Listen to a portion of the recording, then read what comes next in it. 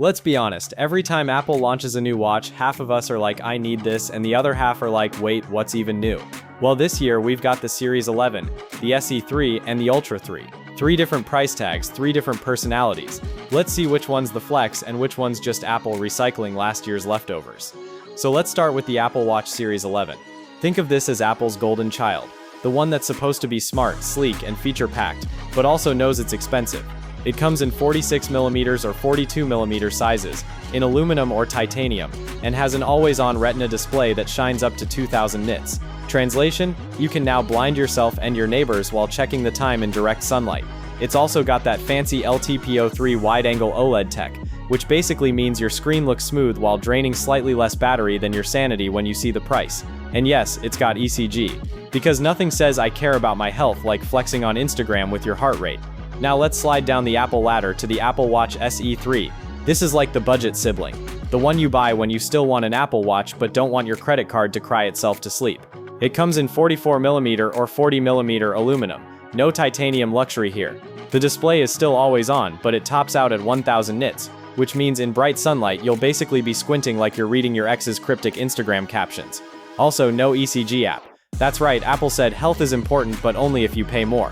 Still, for most people, the SE3 does the job, tracking your workouts, buzzing when you're too lazy, and letting you read notifications you'll still ignore. And then there's the Apple Watch Ultra 3, aka the do you even lift bro, of smartwatches. This thing is massive at 49mm, titanium only, and it boasts a ridiculous 3000 nits of brightness. Honestly, you could probably use it as a flashlight during a power cut, or as a signaling device if you're stranded on a deserted island. It's built for adventure junkies, divers, climbers, ultra-marathon runners. You know, all those extreme sports you'll totally never do, but feel good pretending you will when you buy it. And of course, it has the ECG app, advanced sensors, and that rugged build that screams, I could survive a nuclear apocalypse, but mostly I'll just survive the office. So which one should you actually buy? If you're someone who just wants the Apple ecosystem experience without selling a kidney, the SE3 is your go-to. It's practical, affordable-ish, and does all the everyday stuff. If you're into flexing, care about health tracking, and want all the latest Apple wizardry, the Series 11 is your sweet spot.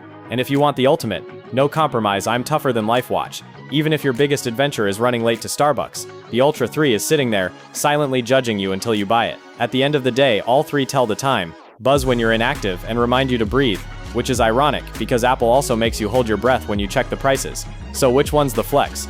The Ultra 3. Which one's the sensible choice? The SE3. And which one's Apple's way of making us believe incremental upgrades are life-changing? Yep, the Series 11. What do you guys think? Which one would you pick? The budget-friendly SE3, the balanced Series 11, or the over-the-top Ultra 3?